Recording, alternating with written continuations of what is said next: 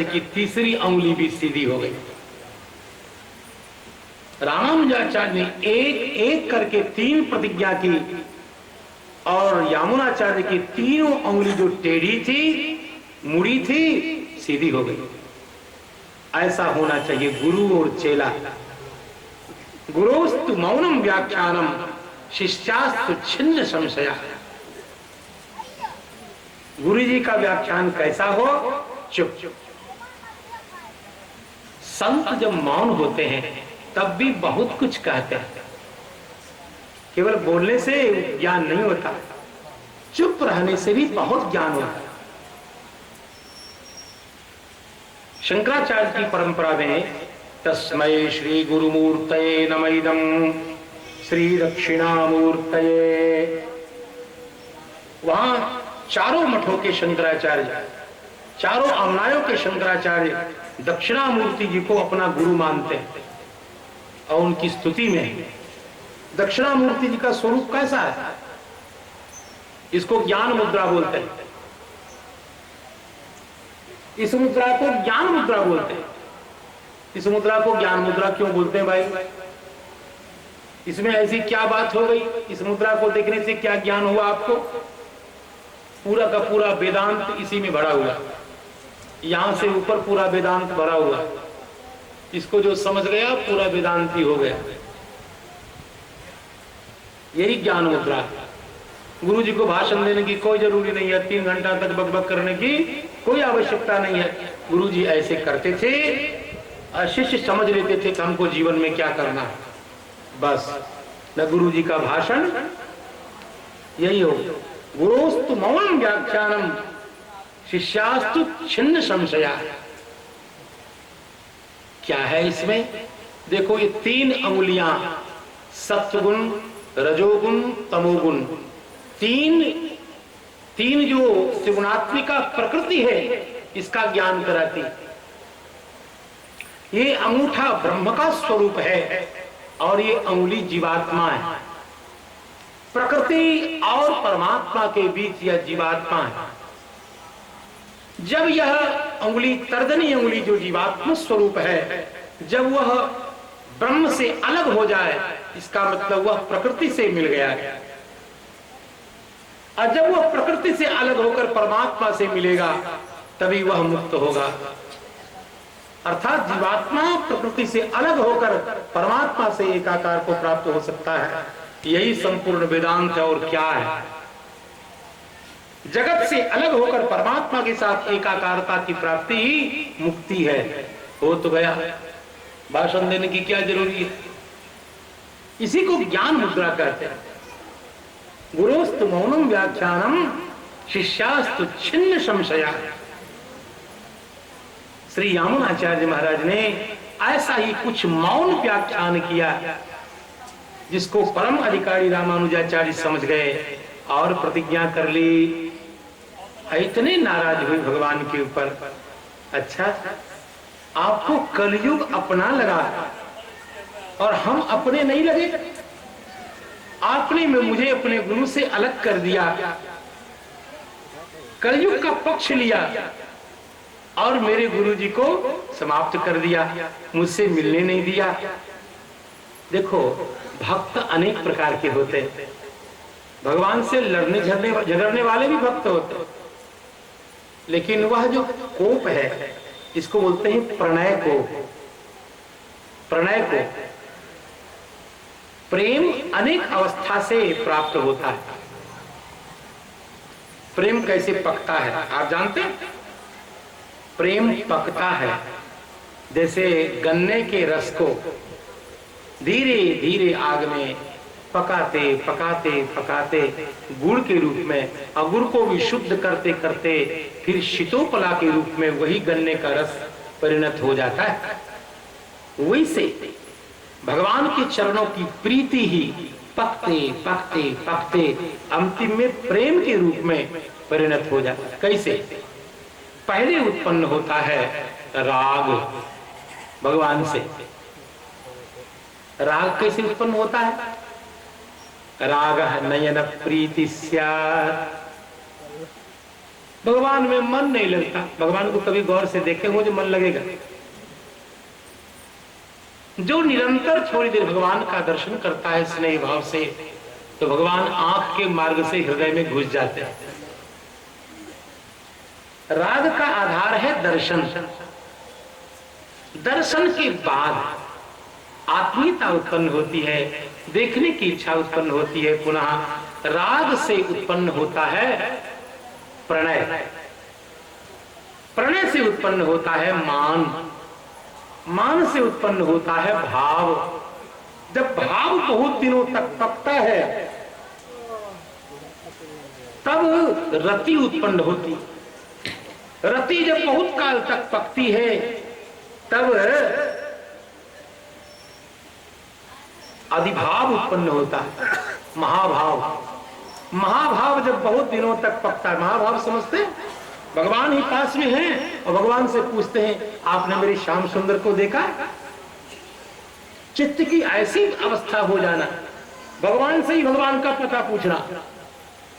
गोपिकाएं जब भगवान के प्रेम में पागल हो गई तो ऐसे ही कुछ दशा हो गई। तो जब महाभाव उत्पन्न होता है, महाभाव की दो दशा होती है, मदन और मादन। मादन दशा में तो थोड़ा सा चित्त शांत रहता है और मदन दशा में, मादन दशा में तो जीव वहां तक पहुंच ही नहीं सकता।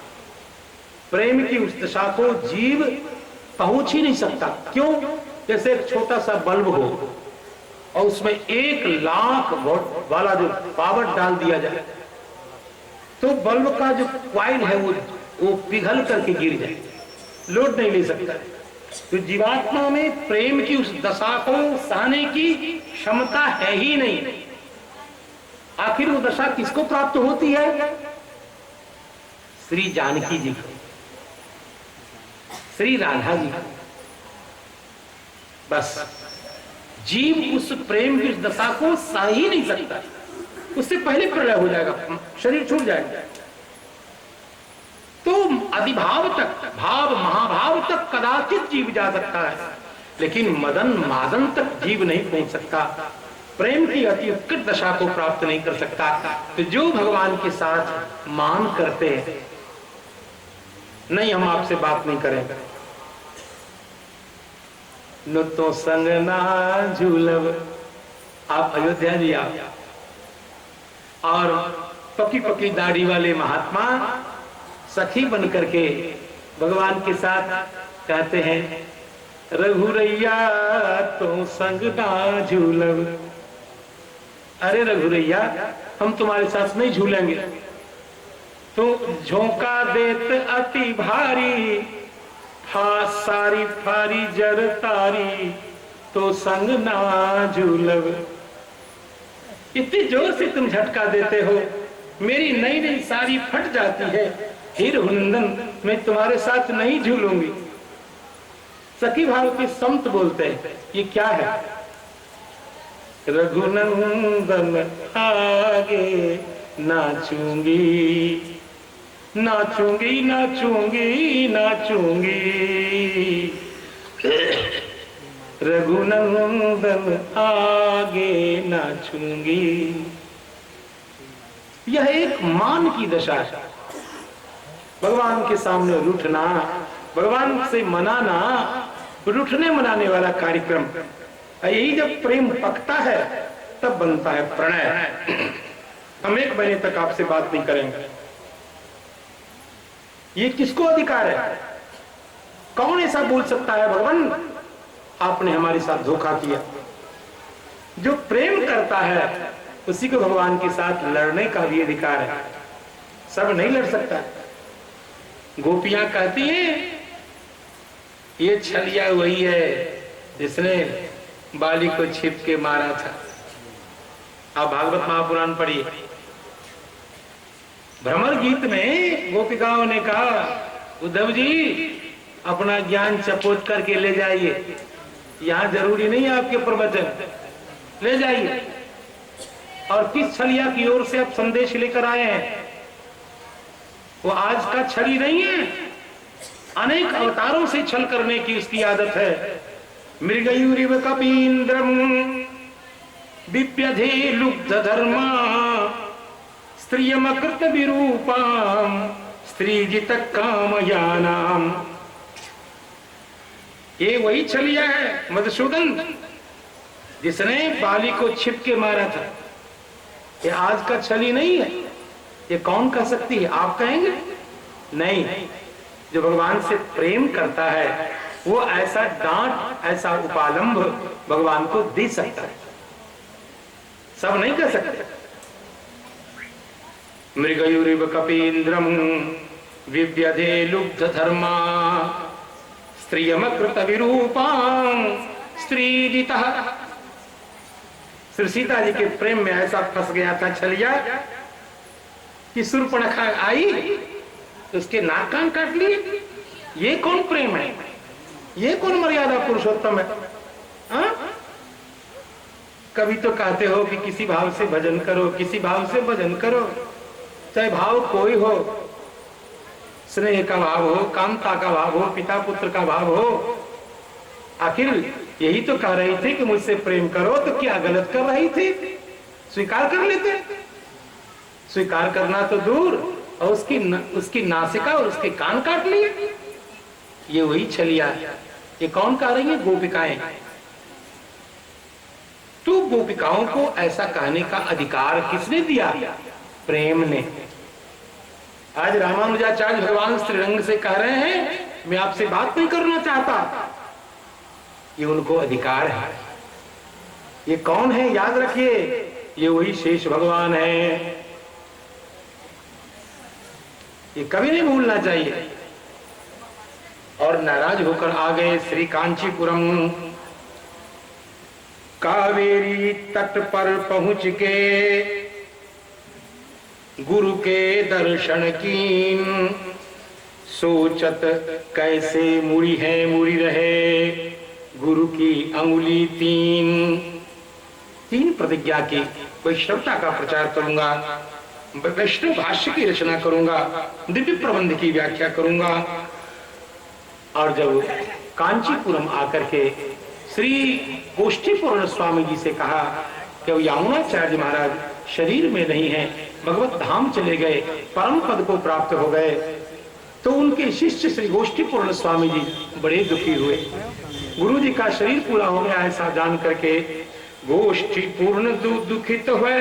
सुनी गुरु गए हरिधाम पधार, स्वामी रामानुजय आचार्य जगत में प्रगट शेष अवतार। अब कैसे दीक्षा हो इनकी? श्री गोष्ठीपूर्ण स्वामी जी से श्री रामानुजाचार्य ने कहा, भगवान मैंने मन से जिनको गुरु के रूप में वर्ण किया था वो तो हरिधाम पधार गए, अब आप ही हमें वैष्णवी दीक्षा प्रदान कर दीजिए। गोष्ठीपूर्ण स्वामी जी थे तो परम भगवत भक्त, लेकिन उनका जन्म आभीर वंश में हुआ था। आभीर कंका यवना खसादयः, आभीर वंश में। तो गोष्ठीपूर्ण स्वामी जी ने कहा नहीं, मैं कुछ भी करता हूं तो वरदराज भगवान से पूछ करके करता। इतने भक्त थे गोष्ठीपूर्ण स्वामी जी, भगवान वरदराज जी से उनकी बात होती थी जैसे आपके और मेरे बीच में होती। जब पूजा करने जाते भगवान की मंदिर तो भगवान से बात करते, वैसे बातचीत होती थी उनकी। तो कहा नहीं महाराज, मैं पहले भगवान से पूछ तो लूं, भगवान का आदेश होगा उसके बाद मैं कुछ करूंगा। तो रामानुजाचार्य ने कहा, भगवान आप भगवान से पूछने जा ही रहे हैं तो एक दो प्रश्न मेरे भी आप उसमें जोड़ दीजिए। आप उनसे पूछिए कि जीवात्मा के उद्धार का साधन क्या है, कैसे वो प्राप्त होते हैं, एक वाक्य में बता दें। उनसे ये भी पूछिएगा कि क्या प्रपन्न शरणागत को अंतिम में नारायण स्मरण अनिवार्य है या नहीं। दूसरा प्रश्न पूछिएगा, हे गुरुजी, श्री वरदराज स्वामी जी के यहाँ गोष्ठी पूर्ण स्वामी जी गए, भगवान को प्रणाम किया और भगवान वरदराज ने उनको प्रश्न किए जाने पर उत्तर दिया कि उनको बताइएगा कि मेरी विमल भक्ति के अतिरिक्त मोक्ष का दूसरा कोई कारण नहीं, मेरा समाधान। और प्रपन्न शरणागत भक्त को अंतिम काल में मेरे स्मरण की अनिवार्यता नहीं है। शास्त्र का सामान्य सिद्धांत है कि मरण काल में जैसी मति होती है वैसी ही अगली गति प्राप्त होती। इसलिए संत लोग बार बार कहते हैं कि भगवान की याद मरण काल में आ जाए। अंत काले च मामेव स्मरण मुक्त्वा कलेवरम, भगवान गीता में कहते हैं। जो संसार के लोगों को महत्व दिया, संसार के विषय को महत्व दिया है, जीवन भर जिसने संसार की उपासना की है, उसको मरण काल में भगवान याद नहीं आते।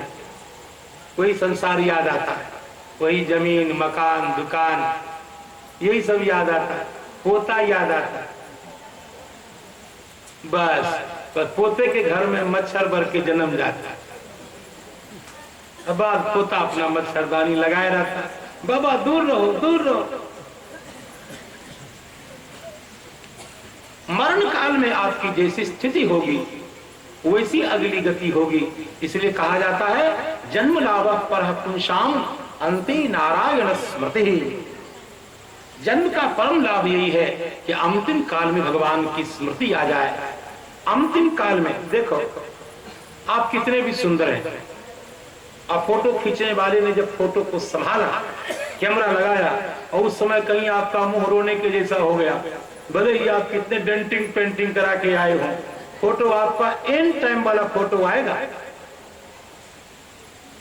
आप भले ही कुछ करके वैसे एकदम एंड टाइम पे मरण काल में यदि आपका मन भगवान के चरण में लगा हुआ है तो आपको भगवत चरण कमल की प्राप्ति होगी।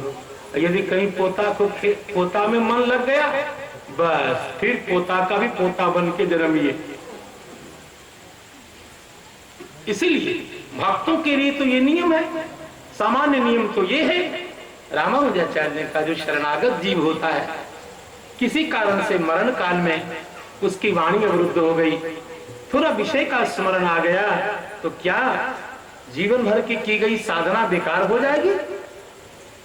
तो भगवान वरदराज ने उत्तर दिया, नहीं, मत प्रपन्नानाम नामतिम स्मृतिरिष्यते। मेरे शरणागत भक्त के लिए अंतिम स्मरण अनिवार्य नहीं है। का फिर कहा अहम स्मरामि मद भक्तम। उस समय ऐसी स्थिति में मैं ही अपने भक्त को याद कर लेता हूं। यदि कहीं जीवन भर उसने भजन किया और मरण काल में कहीं खेत की कोई बात याद आ गई तो क्या उसका जीवन बेकार हो जाएगा? का नहीं, भगवान ने कहा कि मरण काल में उल्टे मैं ही उसको याद करके उसका उद्धार कर देता हूं। अहम स्मरामि मद भक्तम। कंठा अवरोध समये कपवात वित्तैः स्मरणम कुतस्ते। तो वहां भगवान संभाल लेते हैं और अंतिम में उनसे कहा गया कि आपने दीक्षा नहीं दी। इससे भी सिद्ध होता है कि ब्राह्मण को ब्राह्मणेतर से कभी दीक्षा नहीं लेनी चाहिए। दीक्षा देने का अधिकार केवल ब्राह्मणों को, क्योंकि संसार के सारे मंत्र, सही मंत्र वैदिक, वेद की प्राप्ति जिसको हुई हो वही आचार्य हो सकता है। आचार्यो वेद संपन्ना। अब तो जिसको मन में आता है, इस सनातन धर्म का क्या होगा? हे भगवान, जिसको अधिकार है नहीं है, विशेष करके ये जो संत मत वाले हैं, हे भगवान बचा जिस किसी को। और ऊपर से कहेगा क्या? जाति पूछिए साधु की, पूछ लीजिए ज्ञान। अच्छा, तू बड़ा ज्ञानी का लकड़दादा बना, बेवकूफ कहेगा, तुमको क्या ज्ञान है? केवल विप्र को दीक्षा देने का अधिकार है, आचार्यत्व का अधिकार है। ये मैं नहीं कह रहा हूं, भगवान वेद कहते हैं। जिनके चौकट पे सब नाक रगड़ते हैं, परम प्रमाणभूत भगवान वेद कहते हैं कि श्रोत्रियम ब्रह्मनिष्ठम, गुरु को श्रोत्रिय और ब्रह्मनिष्ठ होना चाहिए। कह दिया। गोष्ठीपूर्ण स्वामी जी ने कहा भगवान मेरी इच्छा नहीं, वो विप्र बालक है, मैं आभीर कुलोत्पन्न हूं, मैं उनको दीक्षा नहीं दे सकता। भगवान ने कहा सुनो, महापूर्ण स्वामी जी हैं, उनसे कहो कि वो दीक्षा दे। कितना बड़ा संदेश है। भगवान ने स्वयं आदेश किया है महापूर्ण स्वामी जी को कि रामानुजाचार्य को आप वैष्णवी दीक्षा प्रदान कर। यद्यपि गोष्ठीपूर्ण स्वामी से विभूत होकर के रामानुजाचार्य की इच्छा रहती थी एक बार इनका सीठ मिल जाए, लेकिन गोष्ठीपूर्ण स्वामी जी बड़े सावधान। रामानुजाचार्य ने एक बार बड़ी चतुरता से इनको अपने घर पे बुलाया। का घर पे आएंगे तो पात्र तो लेकर जाएंगे नहीं, थोड़ा सा मिल जाएगा प्रसाद, लेकिन ये इतने जागरूक है ना। पाने के बाद रामानुजाचार्य उधर गए, इधर गुरु जी आ गए और पाने के बाद पत्तल लेकर के स्वयं चल पड़े, ताकि कहीं मेरा किसी प्रकार से सीख। ये तो भगवान का प्रसाद है, मैंने पा लिया इनके यहाँ, लेकिन ये अपराध मैं करूंगा। स्वयं पत्थर उठा करके लेके चल पड़े और बाहर फेंक दिया। और रामानुजाचार्य जिस आशा से इनको बुलाए थे और अपनी पत्नी से कहा आचार्य जी ने कहीं कुछ छोड़ा है? कहा वो तो पत्तल भी लेकर चले गए साथ। आहा धिक्कार! अपनी छाती को बार बार अपने दुर्भाग्य की दुर्भाग्य का अभिव्यंजन करने लग गए रामानुजाचार्य। इतने सावधान होते हैं आचार्य लोग, ऐसा नहीं कि बचपना काम करते। श्री वृंदावन बिहारी लाल की। अब बोले वरदराज भगवान, शरणागति को करो बखान, पठावहूं पूर्ण महापूर्ण के पास, वही दीक्षा देवे सहुलास, कृपा करी के बनाई हरिदास। सबसे परम तत्व क्या है? भगवान वरदराज ने कहा मैं श्री हरि, मतलब परतरम नास्ति, मुझसे परात्पर कोई तत्व नहीं है, और मेरे चरणों में समर्पण किया गया वही जीव के कल्याण का कारण बनता है। और अंतिम श्री भगवान की प्रेरणा से महापूर्ण स्वामी जी को दीक्षा का आदेश मिला, लेकिन महापूर्ण स्वामी यहाँ नहीं है, वो श्रीरंगम चले गए हैं। जब रामानुजाचार्य को पता लगा कि मेरे गुरुजी जिनके लिए आदेश हुआ वो श्रीरंगम में है और मैं हूं कांचीपुरम में, तो दीक्षा कर लेने के लिए दौड़ पड़े।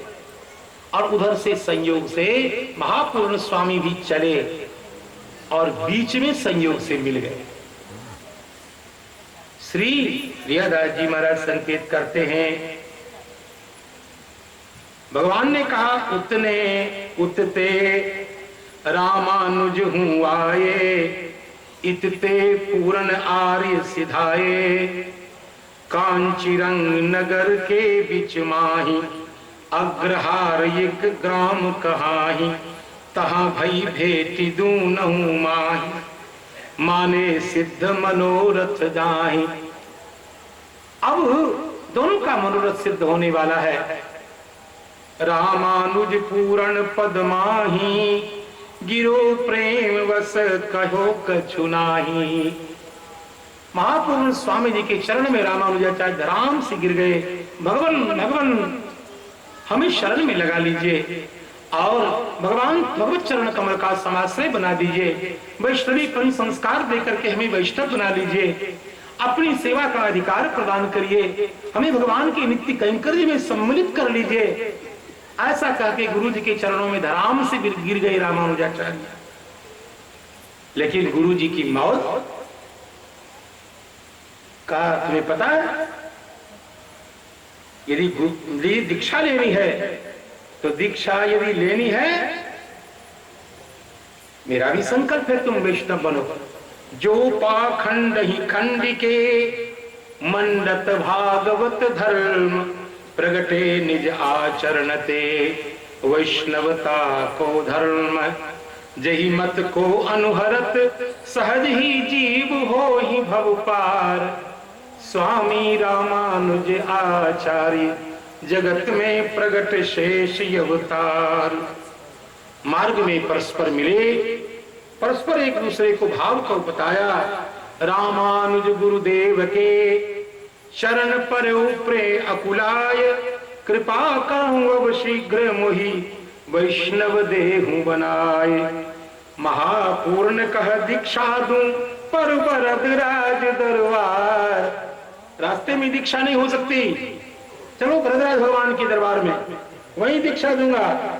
गुरु जी की मस्ती, ओकरा दिल हो हमरा किए न देबो, ओकरा कान फूक लो हमरा किए न फूकबो। महापूर्ण स्वामी कह रहे हैं दीक्षा देहूं लेकिन चलो पुनः वरदराज के द्वार। वरदराज भगवान के दरवाजे पर चलो, वही दीक्षा होगी आपकी।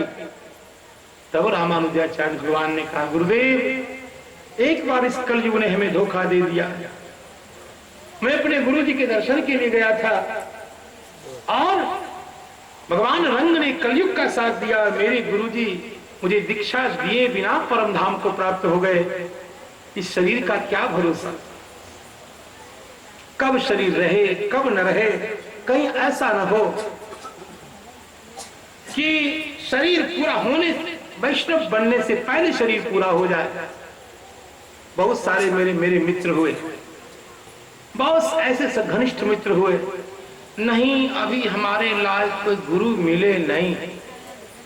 मैं अभी देख रहा हूं, अब बाद में पता चला कि 1.5 साल के बाद गुरु जी को ढूंढने वाले महोदय जज सितारा गुरु जी को ढूंढते रहे और महोदय ने ही ट्रांसफर हो गए। ऐसा नहीं कि ढूंढते ढूंढते टन बोल जाओ।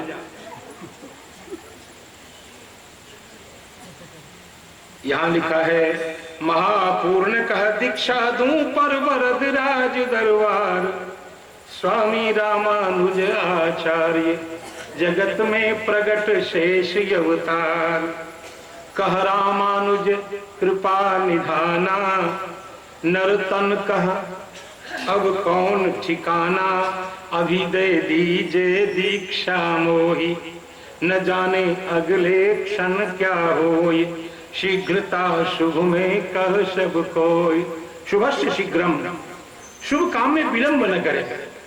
देखो शास्त्र में लिखा है गुरु और शिष्य एक दूसरे की परीक्षा करें।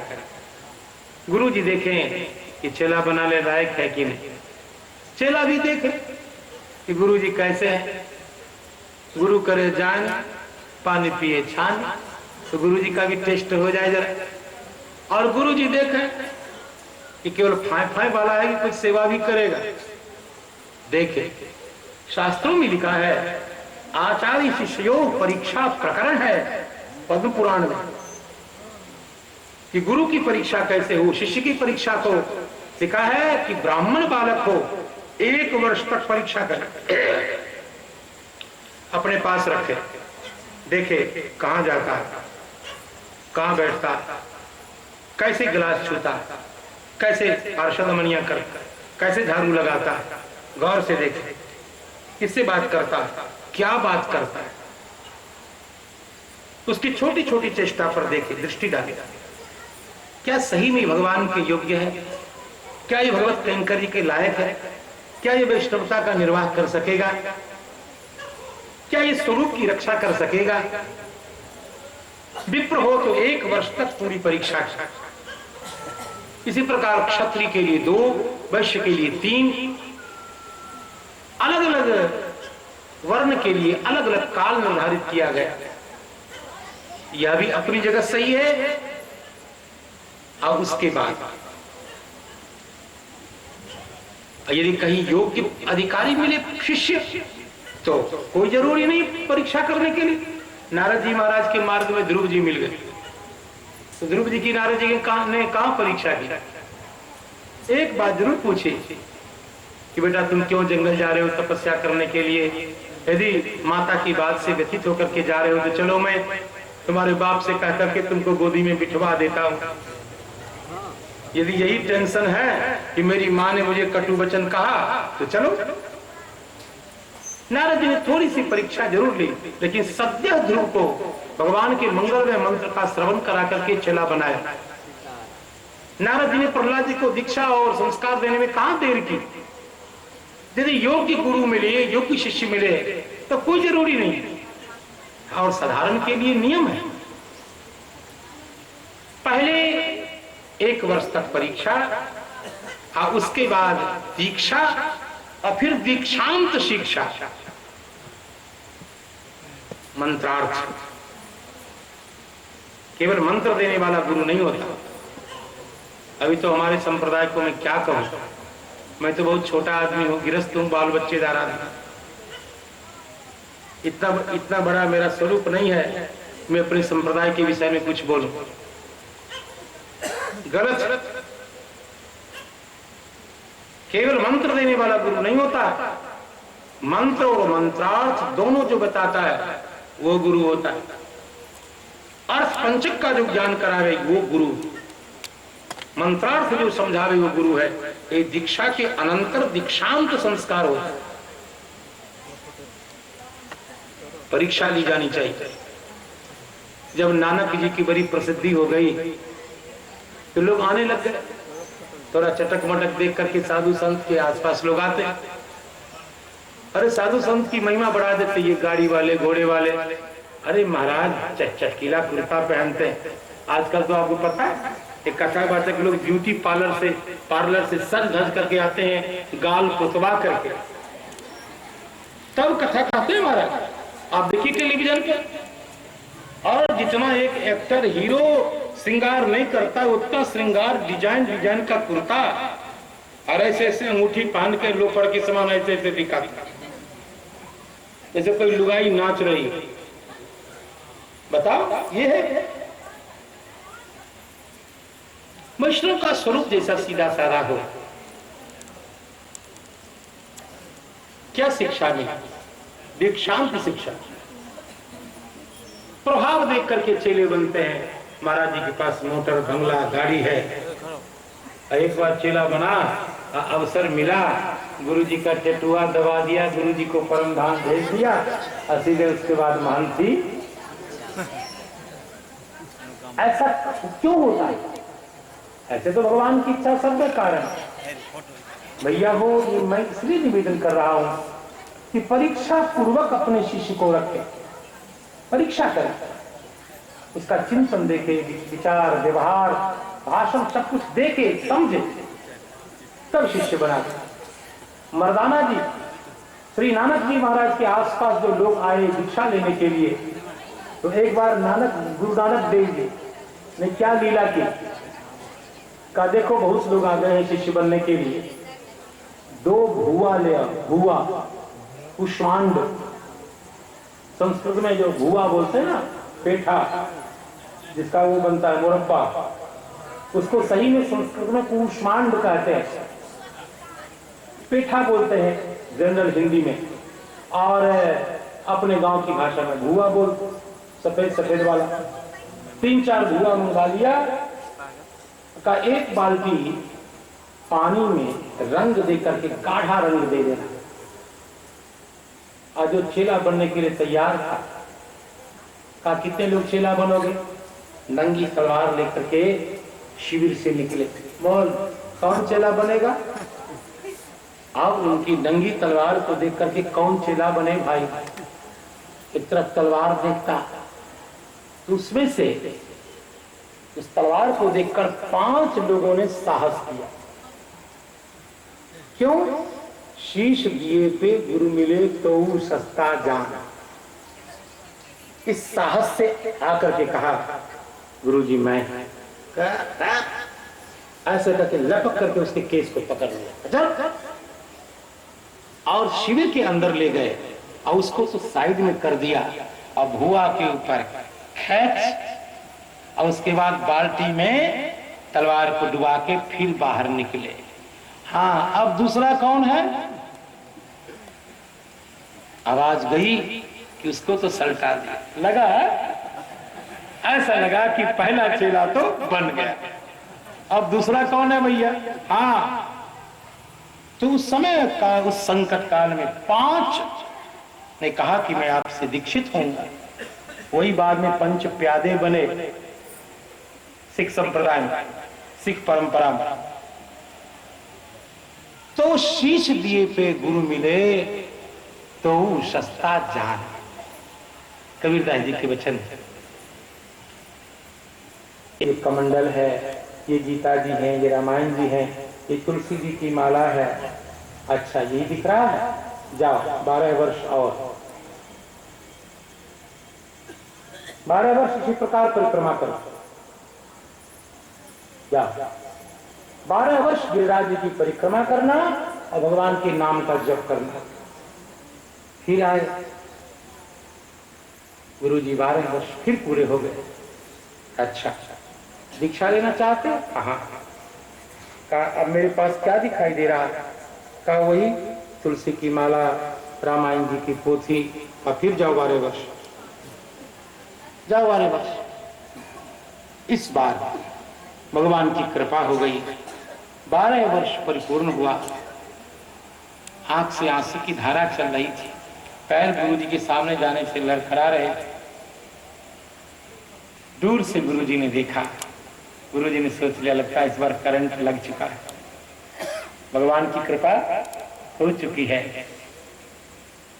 दंडवत प्रणाम किया, कहा गुरु जी दास सेवा में उपस्थित। कहा बेटा क्या दिख रहा है मेरे सामने? कहा गुरु जी आपकी इस गोद पे श्री राधा रानी है, इस गोद में भगवान श्री बांके बिहारी सरकार है। कहा बेटा आओ, बस बस बस, आजा आजा, यही तो देखना था, आजा आजा, तुम्हारी दीक्षा तो हो चुकी है, अब केवल औपचारिकता बाकी है। ये लो तुलसी की माल, यही तो देखना था, यही तुम्हें नहीं दिख रहा था। और तुलसी की माला बांध दी, भगवान का मंगलमय मंत्र सुना दिया, वैष्णवी जो संस्कार है वो दे दिया, दीक्षांत संस्कार दे दिया और फिर भगवान की भक्ति में लगा लिया। प्रायः उचित है, इसलिए महापूर्ण स्वामी जी ने कहा ऐसे नहीं चले। मैं वरदराज भगवान के सामने जाकर के आपको दीक्षा दूंगा। रामानुजाचार्य ने कहा गुरुदेव शरीर का कोई ठिकाना है, न जाने जानकी जाने प्रभाते किंकरिष्यति, क्षणार्धम नैव जानाति विधाता किंकरिष्यति। एक क्षण के अनंतर क्या होगा विधाता कौन जानता है। इसलिए गुरुजी शरीर का कोई ठिकाना नहीं।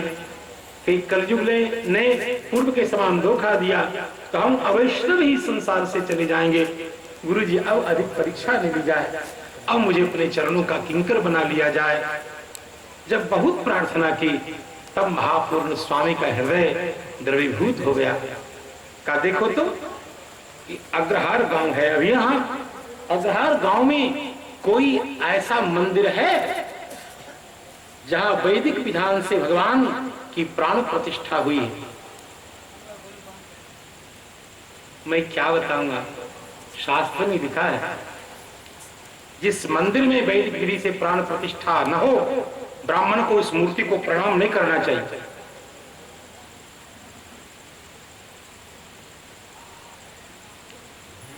आप तो महाराज जी हनुमान जी प्रसाद लाए, अमुक देवता भैरव बाबा प्रसाद लाए,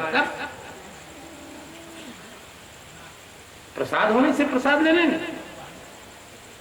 शास्त्र में लिखा है जहां वैदिक विधि से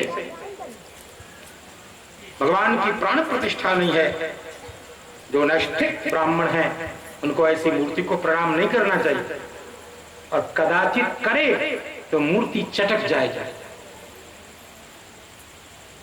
एक श्री विद्या के उपासक, श्री विद्या की भास्कराचार्य जी महाराज, श्री विद्या के परम उपासक, वो किसी को प्रणाम नहीं करते थे। सन्यासी आते थे जिनके लिए कहा जाता है कि दंड धारण मात्रेण नरो नारायणो भवे, दंड धारण करते ही नर नारायण हो जाता है। ऐसे सन्यासी सामने से आते थे सदाचारी ब्राह्मण के सामने से, और वो उनको प्रणाम नहीं करते थे। तो कहा महाराज आप बड़े अभिमानी हैं, इतनी बड़ी सन्यासी, त्रिदंडी सन्यासी को प्रणाम नहीं करते, जिनको शास्त्रों में नारायण स्वरूप कहा गया।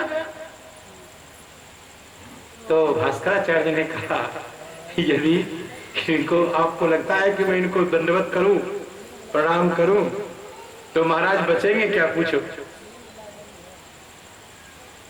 मैं प्रणाम करूंगा तो महाराज बचेंगे? यदि आपको इतनी जिद है तो उनको कह दो कि दंड साइड करके खड़े हो जाए, मैं प्रणाम करता हूं। अदंड धारण अलग करके जो प्रणाम किया गया, धू धू करके शरीर जलने लगे। हम भी भगवान गौतम के बालक हैं। कहां गया करंट? कहां है हमारा वो तेज? देखो, मैं वैष्णवों के बीच बैठा हूं, फिर भी कह रहा हूं कि जिस ब्राह्मण बालक का उपनयन संस्कार हुआ है, केवल आप भगवान सूर्य नारायण की उपासना करो, तीनों काल में संध्या करो, सारे देवता आपकी मुट्ठी में। बहुत जवाबदेही के साथ बोल रहा हूं, शास्त्र को देखकर बोल रहा हूं, शास्त्र के नियंत्रण में बोल रहा हूं, भावोद्रेक में नहीं बोल रहा हूं, पूर्ण विश्वास के साथ बोल रहा हूं। आपको कुछ करने की जरूरी नहीं है, आपका अंदर कमजोर है, इसलिए जहीं तहीं देवताओं के आगे दांत निकालते हैं। ब्राह्मण बालक का जब जन्म होता है तो ऐसे वैसे काम के लिए जन्म नहीं होता। उपनयन होते ही ब्राह्मण के माता पिता बदल जाते हैं। भगवती सावित्री, भगवती गायत्री उनकी मां होती, भगवान सूर्य नारायण पिता होते हैं। ब्राह्मण बालक कहीं दरिद्र हो, ब्राह्मण कहीं तेजोहीन हो नहीं सकता। हमने अपना नाश स्वयं किया है, भगवान की ओर से कोई कमी नहीं है। अभी मैं कम से कम सैकड़ों हमारे मित्र हैं जिनको मैं जानता हूं, जिन्होंने गायत्री मंत्र का पुरस्चरण किया। क्या बात, दूर से हजार में दिखाई देगा ये संस्कारी, दूर से ब्राह्मण, अरे क्या बात, दहकता अंगारा है, ददकती आग है। तो आज भी जो तत्काल संध्या ब्राह्मण करता है, मैं आपको यहीं से एक बात सुना देता हूं। अभी आप शंकराचार्य आएंगे तो शायद मैं इस मंच से नहीं उठूंगा, लेकिन जब मुझे पता लग जाएगा कि यह ब्राह्मण बालक तत्काल संध्या करता है, तो मेरी जरूर इच्छा होगी कि व्यास पीठ से उठ करके उनको साष्टांग किया जाए। मेरे अपने मन की बात मैंने आपको बताई है। वाराणसी में एक बहुत बड़े भक्त विश्वनाथ कविराज, श्री विश्वनाथ कविराज, गोपीनाथ कविराज, और कबीर संप्रदाय के, कबीर पंथ के बहुत हनुमत प्रसाद शास्त्री जी, बड़े बड़े सन्यासियों को, विद्वानों को वेदांत पढ़ा रहे थे। और उस समय एक 10 वर्ष का ब्राह्मण बालक, खूब सुंदर तिलक और खूब सुंदर धोती पहन के 10 वर्ष का ब्राह्मण बालक आया।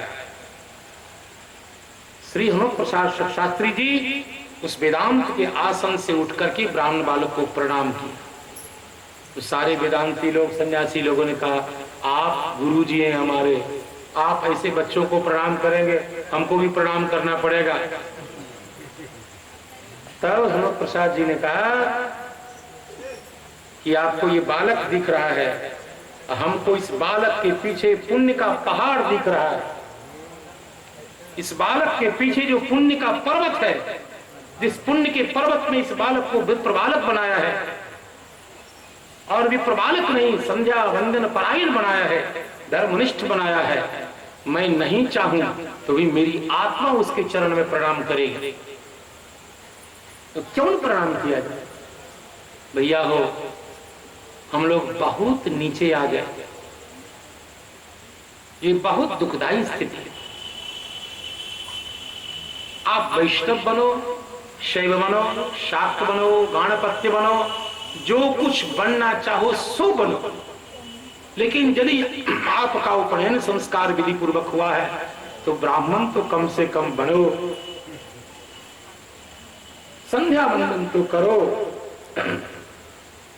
ये मेरा विनम्र निवेदन है। श्री महापूर्ण स्वामी जी ने कहा, अग्रहार गांव में कोई मंदिर है जहां वैदिक विधि से भगवान की प्राण प्रतिष्ठा हुई हो? तो लोगों के पूछने पर किसी ने कहा, यहां एक श्री सीताराम जी का मंदिर है, जहां लंबूदरी पार अयंगार ब्राह्मणों ने वैदिक मंत्रों के साथ भगवान सीताराम जी की प्राण प्रतिष्ठा की है। हमने ऐसे ऐसे मंत्र को देख सुना है कि मंत्रोच्चारण हो रहा था और साधु जी ने छाती का स्पर्श किया, का तब तक मंत्र बोलिए जब तक भगवान के वक्षस्थल में धड़कन न आ जाए। मंत्र का अचिंत्य प्रभाव होता है, हम समझ भी नहीं सकते उतना प्रभाव होता है प्राण प्रतिष्ठा का। चलो कोई बात नहीं। और महापूर्ण स्वामी जी ने, कोई पूछेगा रामानुजी, पूछिए आप कि रामानुजाचार्य की दीक्षा किनके सामने हुई थी? भगवान श्री सीताराम जी के चरणों में साष्टांग प्रणिपात कर लेट जाओ भगवान के सामने। रामानुज स्वामी भगवान के सामने लेट गए और गुरु जी ने भगवान रघुनंदन के आगे करांजलि कर कहा, भगवान ये जीव मुझको गुरु बना रहा है, मैं गुरु बनने लायक तो नहीं हूं, लेकिन इसका भाव है तो आप इनके भाव को पुष्ट करते हुए आप इस जीव को अपनी शरण में ले लीजिए। और बहुत प्रकार से भगवान की प्रार्थना करने लगे। गुरु का मतलब यही होता है। गुरु मतलब एक सुलझा हुआ कानून जानने वाला वकील। गुरु और वकील में कोई अंतर नहीं। वकील कानून की धाराओं को जानता है, सही समय पर अपने क्लाइंट को बचाने के लिए उसका उपयोग करता है। वैसे गुरु भी भगवान के सामने जीव को उपस्थापित करके जीव के पक्ष में बात करते हैं। भगवान कहते हैं मैं इस जीव को ले नहीं सकता शरण में, ना बदमाश है, वर्णाश्रम धर्म का पालन नहीं करता। गुरु जी कहते हैं हाँ ठीक है, मैं इसको शरण में नहीं ले सकता। गुरु जी कहते हैं आप यदि शरण में नहीं लेंगे तो आपके वचन खंडित हो जाएंगे। गुरु जी वो युक्ति देते हैं जैसे 300 वाले को बचाने के लिए, 302 वाले को बचाने के लिए वकील लोग देते हैं। का ये कैसा भी पापी है, इसको पापी किसने बनाया बताइए आप? किससे अभिभूत होकर ये पापी बना? माया का। माया इसकी है कि आपकी है? माया का स्वामी कौन है? जीवात्मा है कि परमात्मा है? आप अपनी माया को संभाल क्यों नहीं सके? ठीक, आपने इसका परित्याग कर दिया। क्यों? कि पापी है इसलिए। और पापी होने से त्याज्य होता है। आपने वाल्मीकि रामायण में क्या कहा? सकृदेव प्रपन्नाय तवास्मीति जयाचते अभयम सर्वभूतेभ्यो दाम्ये तत्प्रथम मम। जैसे वकील लॉ जानता है, वैसे गुरु अलग अलग तर्क दे करके सिद्ध करते कि जीव, आप इस जीव को आप स्वीकार करिए। भगवान ने कहा ये पापी है। का कैसा भी पापी है, पुण्यात्मा है, आपका है। जैसे किसी का हाथ टूट जाता है तो उस हाथ में पट्टा बांध करके दूसरे के कंठ में नहीं लटकाया जाता, जिसका हाथ होता है उसी के कंठ में लटकाया जाता है। ये पापी है तो आपके कंठ में लटकाया जाएगा। यदि कभी जीभ अपने ही दांत से कट जाए तो क्या हम जीभ को या दांत को तोड़ के फेंक देते हैं? आपकी सन्निधि में आपकी माया ने इसकी बुद्धि कलुषित कर दी है। अभी आपकी शरण में आए, आप स्वीकार करिए और आप बार बार पापी मत कहिए, ये आपका अंश है। आपने गीता में क्या कहा? ममेव अंशो जीवलोका जीवभूत सनातना। जब समुद्र का एक बूंद गंदा है तो समुद्र भी गंदा माना जाएगा। ये आपका अंश है। यदि ये पापी हुआ है तो किसने पापी किया इसको? और इस प्रकार शास्त्र की युक्ति भी लेकर के गुरु जी आचार्य उस जीव को भगवान की शरण में लगे और अंतिम में कहते कैसा भी है, देखिए ना, अब गिर तो गया, अब क्या चाहते हैं आप? बोले बोलो बोलो इनके सामने, भगवान श्री रामचंद्र चरणों शरणम प्रपद्ये। बोलो सरकार बोल रहा है कि हम आपकी शरण ग्रहण करते हैं। बोल तो रहा है, अब आप क्या चाहते हैं? जब गुरुजी ऐसी मीठी मीठी युक्ति देते हैं तब भगवान मुस्कुरा करके कहते हैं लाइए लाइए, कोई बात नहीं। गुरुजी का काम एक वकील वाला काम होता और जीव के पक्ष में गुरुजी रहते हैं।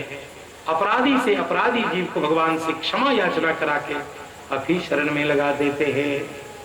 वैसे रामानुजाचार्य महाराज राघवेंद्र भगवान की शरण में गए।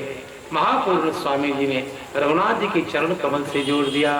श्री रामानुजाचार्य भगवान की।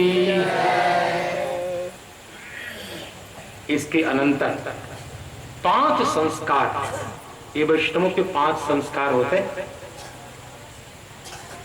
पहले तिलक,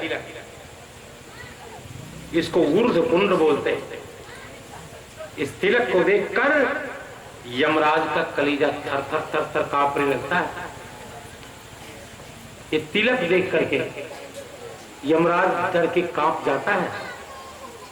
ये तिलक ऐसा नहीं, भगवत पादाकृति भगवत चरण रज है। ये मध्य में भगवती श्री जी हैं और तुलसी की माला भगवत सायुज्य कराने वाली माला, ब्रह्म संबंध स्थापित करने वाली माला।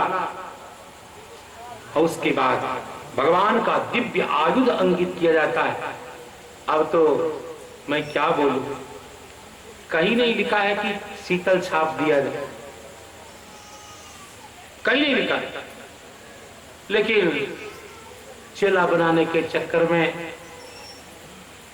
सेठ जी हैं, महाराज जी शीतले छाप दे दीजिए। क्या शीतल छाप होता है? शास्त्र में लिखा है तप्त छाप।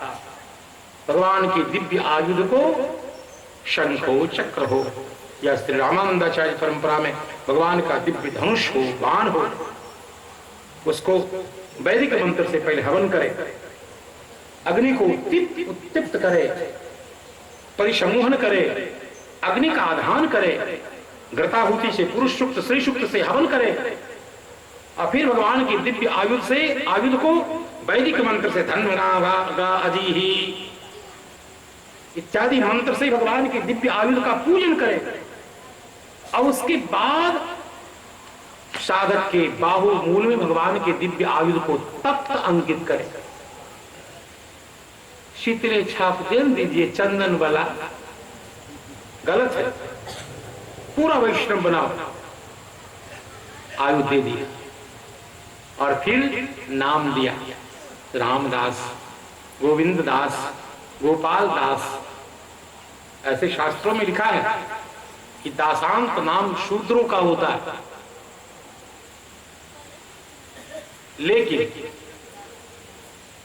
वैष्णवाचार्यों ने कहा आत्मा का स्वरूप है भगवत कैंकर्य। वेद में लिखा ब्रह्मदासा ब्रह्म की तबाह। इसे वैदिक वेद के मंत्र के आधार पर दास्य परक संज्ञाएं भगवत सेवकों की होती है। इसलिए रामदास, कृष्णदास, गोविंददास ऐसा नाम दिया जाता है जो उस जीव को याद दिलाता रहता है कि तुम्हारा वास्तविक स्वरूप क्या है। ये नाम संस्कार मंत्र, जिस देवता का मंत्र उसको परंपरा से प्राप्त है। हमने किसी से सुना है कि यहाँ पंडित जी महाराज, उनको सभी मंत्रों का लाइसेंस मिला हुआ, सभी मंत्र जो आप कहो, हम वैष्णवा मंत्र लेंगे, हाँ ठीक है, हम अमुक मंत्र लेंगे, हाँ ठीक है, वो सभी मंत्र का लाइसेंस है। विचित्र आदमी है। जिस मंत्र का आपने पुरस्चरण नहीं किया, जो मंत्र आपको गुरु परंपरा से मिला नहीं, जिस मंत्र के आराध्य देवता उसके ऋषि आदि विनियोग आदि का आपको ज्ञान नहीं है, छंद का ज्ञान नहीं है, ऋषि का ज्ञान नहीं है, देवता का ज्ञान नहीं है, उस मंत्र की दीक्षा दे रहे हैं आप। जिस मंत्र का कभी अपने निष्ठापूर्वक जप नहीं किया, लिखा है मंत्र में जितने अक्षर होते हैं उतने लाख जप का दशांश पे तर्पण मार्जन आदि क्रम से हवन करके और उसी के अनुरूप में फिर विप्र भोजन करा के, वैष्णव भोजन करा के पुरस्चरण की विधि तैयार करने के बाद गुरुत्व आता है एक आध साधक में। ऐसे कोई गुरु नहीं बन जाता, ऐसे किसी में आचार्य तो नहीं आ जाता, लेकिन देखा जाता। ये तो कलिकाल का प्रभाव है। श्री रामानुजाचार्य महाराज का नामकरण किया गया लक्ष्मणार्यदास, लक्ष्मणदास, रामानुजदास, ताकि उनको स्मरण रहे भगवत कैंकर्य के लिए मेरा जीवन है। दृढ़ करी दीन है वरद राज को सेवा का अधिकार। वैष्णवता को दृढ़ करके भगवान की सेवा का अधिकार प्रदान किया गुरु जी ने। महापूर्ण स्वामी जी ने कहा, रामानुज अब आप भगवान जानकीनाथ की सेवा के पूर्ण अधिकारी हो गए, अब आप सेवा कर सकते हैं। और मुझे लगता है कि इस प्रकार श्री रामानुजाचार्य महाराज को वैष्णवता की प्राप्ति हुई। अब रामानुजाचार्य ने एक संन्यास धारण किया, त्रिबंध धारण किया। कैसे? घर गृहस्थी में थे पहले, पत्नी का नाम था तंजमांबा। पत्नी से 3 अपराध हो गए। देखो, भगवान मनु कहते हैं कि आश्रमात् आश्रमम गच्छेत्, आश्रम से आश्रम की ओर जाना चाहिए, सामान्य नियम है। फिर 3 ऋणानि अपाकृत्य परो मोक्षे निवेशयेत्, 3 ऋण जो हमारे ऊपर है, जायमानो हि ब्राह्मणः त्रिभिर्ऋणैः ऋणवान् भवति, जो ही ब्राह्मण के घर में बालक का जन्म होता है 3 ऋण अपने आप आ जाते उसके मस्तक पर। देव ऋण, ऋषि ऋण और पितृ ऋण, देवताओं का ऋण। देवताओं के ऋण से मुक्ति मिलती है देवताओं की उपासना से, हवन आदि के द्वारा। ऋषि ऋण और पितृ ऋण, पितृ ऋण से मुक्ति मिलती है सत्संतान धर्मनिष्ठ सदाचार संपन्न पुत्र उत्पन्न करने से, और ऋषि ऋण से मुक्ति मिलती है अपने वेद की शाखा का अध्ययन करने से, शास्त्र का अध्ययन करने से, अखबार पढ़ने से नहीं, उपन्यास पढ़ने से नहीं, शास्त्र का अध्ययन करने से आप ऋषि ऋण से मुक्त होते हैं, स्वाध्याय करने से। चले, अब उसके लिए लोग विवाह करते हैं सत्संतान के लिए। 3 ऋण से मुक्त हो जाने के बाद व्यक्ति को मोक्ष मार्ग में लगना चाहिए, ये सामान्य नियम। या दूसरा ये है कि ब्रह्मचर्य आश्रम बिताया, फिर गारस्थ में प्रवेश किया, गारस्थ के बाद वानप्रस्थ, और वानप्रस्थ के बाद संन्यास। आश्रमात् आश्रमम गच्छेत्, स्टेप बाय स्टेप चलिए। ये तीनों बातें उत्सर्ग है, सामान्य नियम। और एक अपवाद भगवान वेद कहते हैं। भगवान वेद कहते हैं यद हरेव विरजेत तद हरेव प्रव्रजेत। जिस क्षण वैराग्य हो जाए उसी क्षण घर छोड़ दे।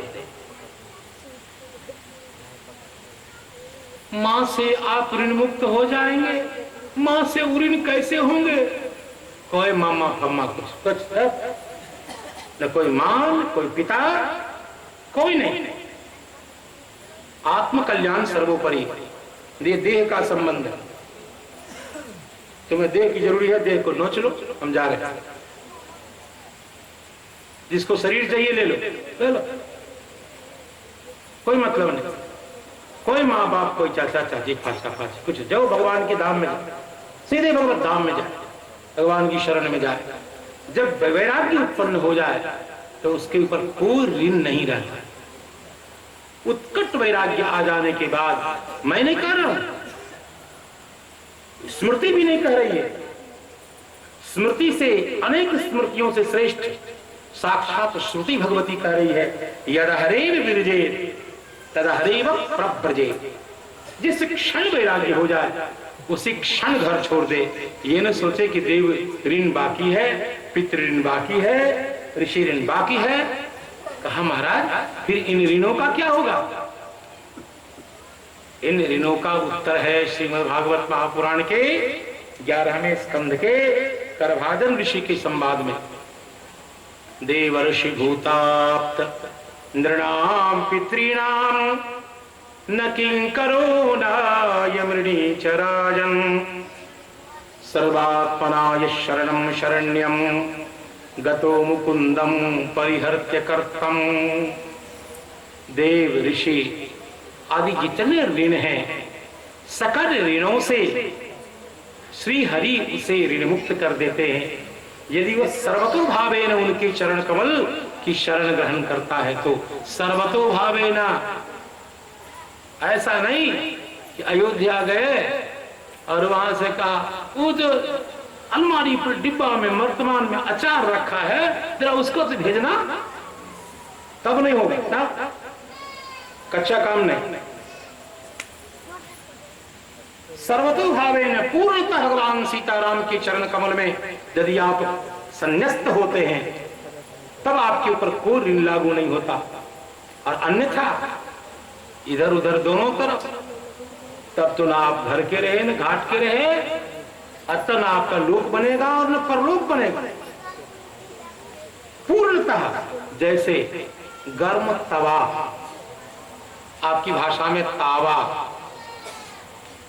लाल करके कोई आपके हाथ में रख दे तो क्या उसको छोड़ने के लिए, फेंकने के लिए आप मूर्ख पूछेंगे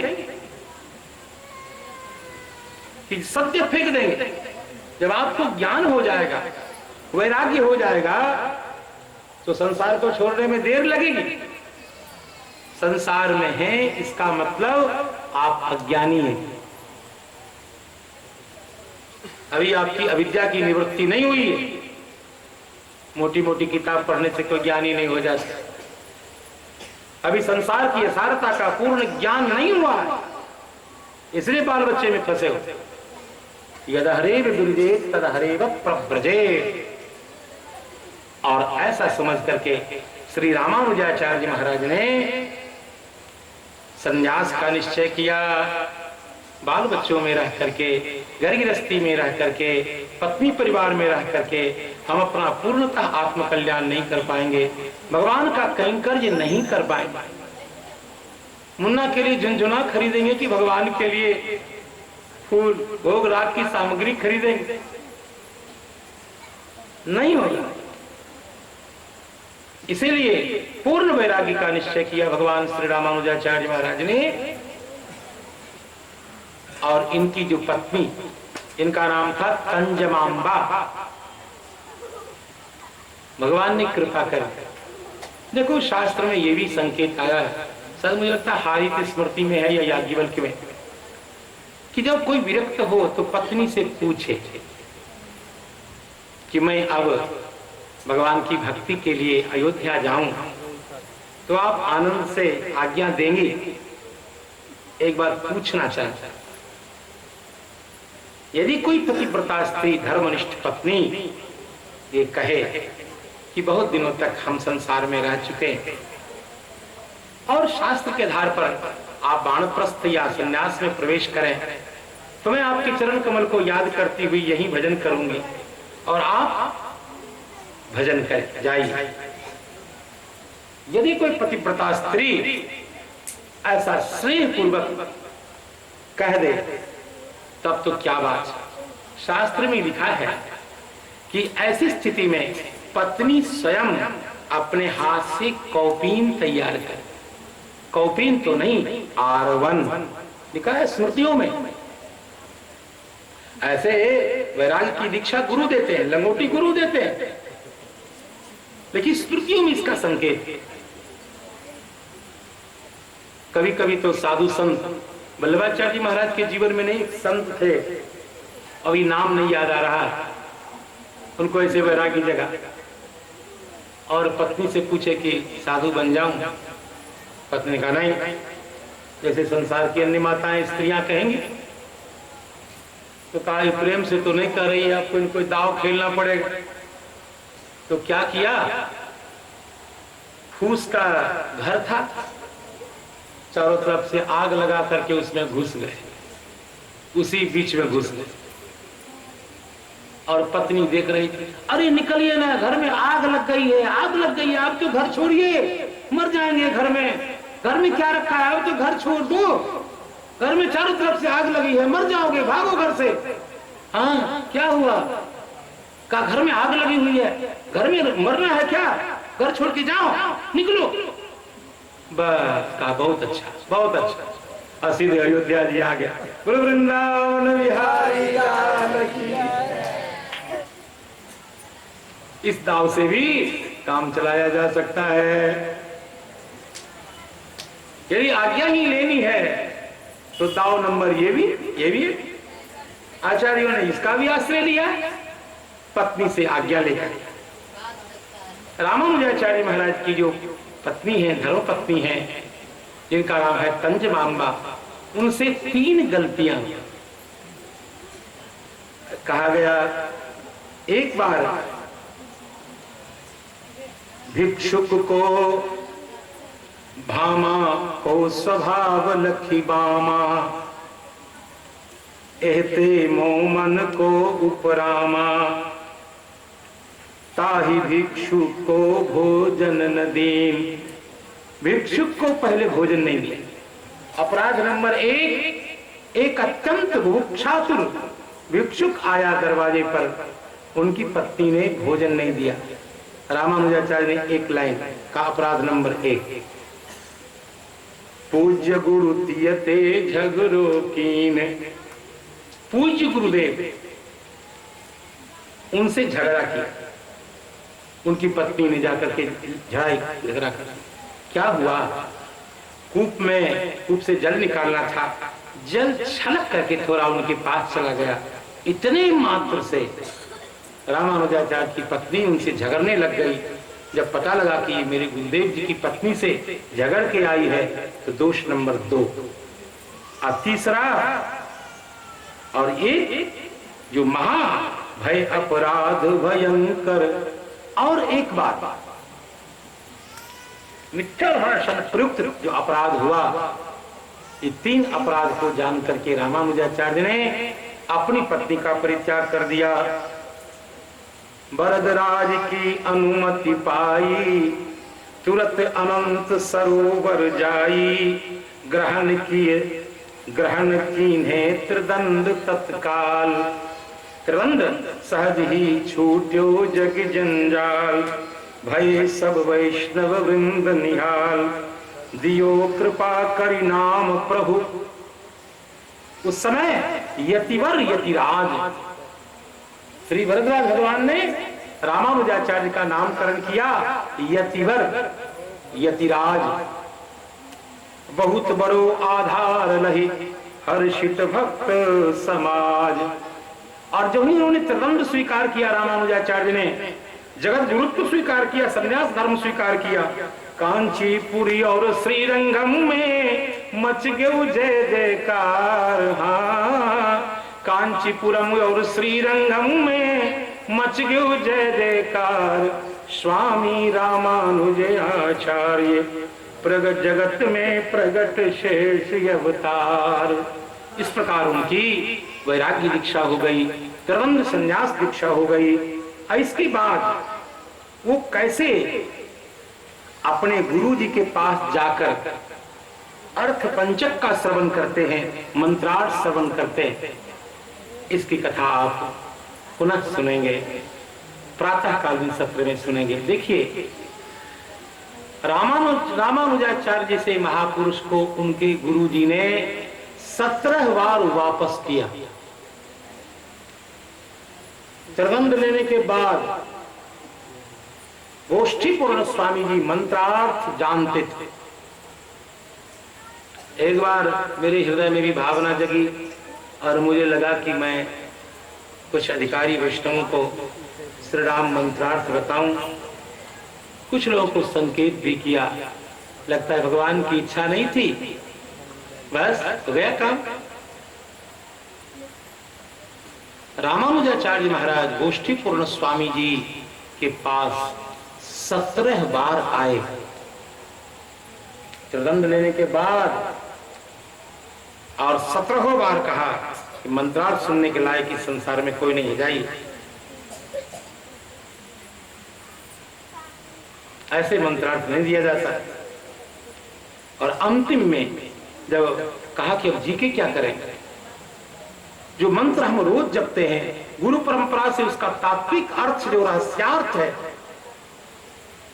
वो जब ज्ञात नहीं होगा गुरुमुख से, हम जी कर क्या करेंगे। ऐसा कह के रामानुजाचार्य जब शरीर पाक करने को उद्यत हो गए, तब उनके हृदय में करुणा जगी, तब मंत्रार्थ सुनाया। और मंत्रार्थ सुनने के बाद पूर्ण वैष्णवता आती। चले तो कैसे उन्होंने मंत्रार्थ सुनाया, 17 बार कैसे वापिस किया, इन सकल आख्यानों को आप भगवान चाहेंगे तो कल प्रातःकालीन सत्र में सुन सकेंगे। अभी वाणी को विराम मिले। भगवान नाम संकीर्तन। सीताराम जय सीताराम, सीताराम जय सीताराम, सीताराम जय सीताराम, सीताराम जय सीताराम,